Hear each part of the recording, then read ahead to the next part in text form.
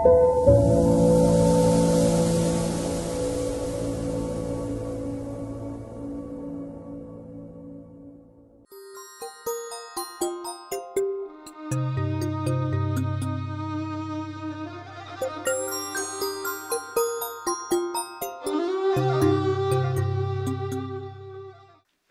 ప్రేక్షకు నమస్తే. Income tax return filing గడువు తేదీ అంటే డ్యూ డేట్ సెప్టెంబర్ 15 దగ్గరికి వచ్చేసింది. అందరూ ఇప్పుడంతా ఇన్కమ్ ట్యాక్స్ ఫైలింగ్ చేసే పనిలో నిమగ్నమై ఉన్నారు. ముఖ్యంగా ఇవాళ మనం income tax return filing pensioners గురించి కొన్ని విషయాలు తెలుసుకుందాం. పెన్షనర్స్ చాలా మందికి రెగ్యులర్ గా రిటర్న్స్ ఫైల్ చేసే అలవాటు చాలా మందికి ఉంది. అంతకుముందు సర్వీస్ లో ఉండగా వాళ్ళు చేసేవాళ్ళు, తర్వాత కూడా రెగ్యులర్గా ఫైల్ చేస్తున్నారు. కానీ ఇంకా చాలా మంది కూడా పెన్షనర్స్ మధ్యలో పెన్షన్ తగ్గిపోయిన తర్వాత అంటే సర్వీస్లో ఉన్నప్పుడు ఎక్కువ ఇన్కమ్ వచ్చేది, అప్పుడు ట్యాక్స్ కట్టేది, రెగ్యులర్గా రిటర్న్స్ ఫైల్ చేసుకునే వాళ్ళు. కానీ తర్వాత పెన్షన్ తగ్గిపోవడం వల్ల రిటర్న్స్ మానేసిన వాళ్ళు కూడా చాలామంది ఉన్నారు. సో అట్లా కాకుండా మనం ఏంటంటే రిటర్న్స్ రెగ్యులర్గా అది కంటిన్యూ చేయాలి పెన్షనర్స్ కూడా. అందుకు 2-3 అంశాలు మనం ఇక్కడ మాట్లాడుకుందాం. ఒకటి, ముఖ్యంగా పెన్షనర్స్ 7 లక్షల రూపు ఉన్న వాళ్ళని గురించి మనం మాట్లాడుకుందాం. 7 lakhs వరకు మీకు ఇన్కమ్ ట్యాక్స్ ఎగ్జామ్షన్ ఉంది కాబట్టి రిటర్న్ ఫైల్ చేయాల్సి, అంటే ట్యాక్స్ కూడా మీకు డిడక్ట్ కాకపోవచ్చు. ముఖ్యంగా ట్యాక్స్ ఎప్పుడు డిడక్ట్ అవుతుంది పెన్షనర్స్ కంటే, వాళ్ళ డ్రాయింగ్ ఆఫీసర్ కానీ ట్రెజరీ ఆఫీస్ కానీ మీకు పెన్షన్ బ్యాంక్లో డిపాజిట్ పడ్డప్పుడే, డిపాజిట్ అయినప్పుడే టీడీఎస్ కట్ వస్తుంది. ఆ టీడీఎస్ కట్ కాని కేసెస్ ఏంటంటే 7 lakhs లోపు ఉన్న వాళ్ళకి టీడీఎస్ కట్ కావట్లేదు. కాబట్టి 7 lakhs లోపు టీడీఎస్ డిడక్ట్ అవ్వలేదు కదా అని రిటర్న్ ఫైల్ చేయడం మానేయకండి. ఎందుకంటే మీకు దాంతో పాటుగా మీకు సేవింగ్స్ బ్యాంక్ ఇంట్రెస్ట్ వస్తుంది. చాలామంది పెన్షనర్స్ ఫిక్స్డ్ డిపాజిట్లో, రిటైర్మెంట్ బెనిఫిట్స్ ఫిక్స్డ్ డిపాజిట్లోనే పెట్టుకుంటారు. లేదా ఈ మధ్య కాలంలో పోస్ట్ ఆఫీస్ సేవింగ్ డిపాజిట్ కూడా చాలా పెడుతున్నారు. కొంచెం ఎక్కువ రెడ్డి అంటే చాలా మంచిది అది.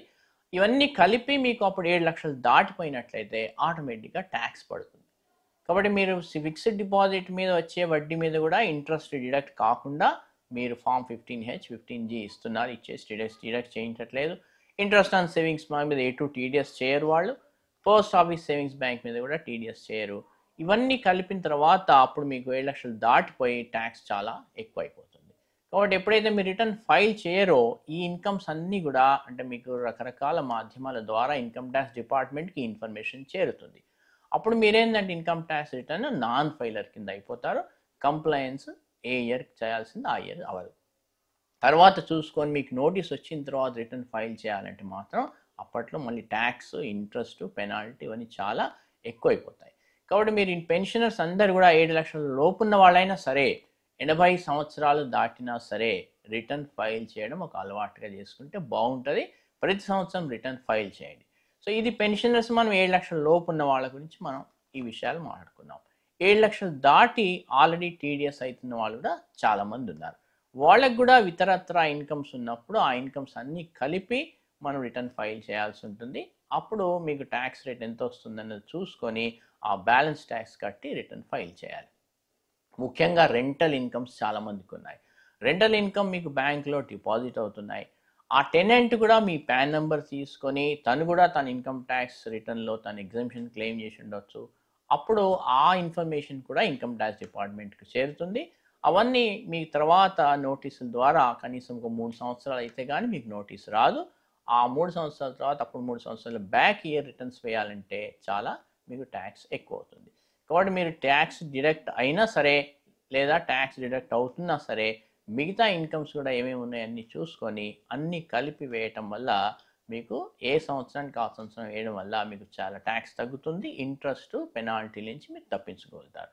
ఈ మధ్య కాలంలో ఒక పెన్షనరు దాదాపుగా సర్వీస్లో ఉన్నంతకాలం రెగ్యులర్గా ఫైల్ చేసేవారు. ఆయనే మళ్ళీ ఈ మధ్య రిటర్న్స్ ఫైల్ చేయక నేను 4 సంవత్సరాల ట్యాక్స్ క్యాలిక్యులేట్ చేస్తే దాదాపు 4 లక్షల పైన ఇంట్రెస్ట్, పెనాల్టీతో సహా 4 లక్షల పైన కట్టాల్సి వస్తుంది. ఒక పెన్షనర్కు అంత పెద్ద అమౌంట్ ఒకేసారి అంటే చాలా భారం అయిపోతుంది.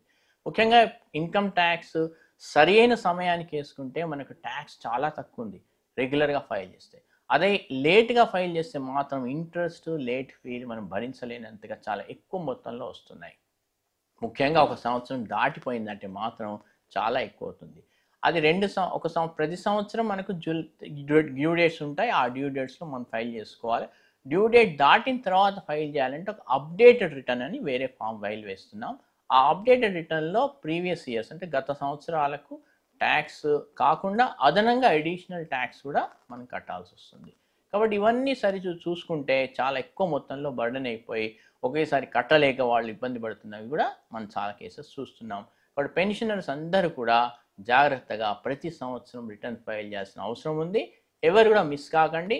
ఈ సంవత్సరం ముఖ్యంగా 2024-25 సంవత్సరం సెప్టెంబర్ 15 చివరి తేదీ. ఆలోపు ఆల్రెడీ ఫైల్ చేసిన వాళ్ళు ఒకసారి చూసుకోండి అన్ని ఇన్కమ్స్ అందులో ఇంక్లూడ్ అయినాయా లేదా. చేయని వాళ్ళు చాలా జాగ్రత్తగా అన్ని ఆదాయాలు చూసుకొని అన్నిటిని కలిపి సెప్టెంబర్ 15 లోపు వేయండి. సెప్టెంబర్ 15 దాకా కూడా వెయిట్ చేయకుండా వీలైనంత త్వరలో రిటర్న్ ఫైల్ చేసి ప్రశాంతంగా ఉండండి.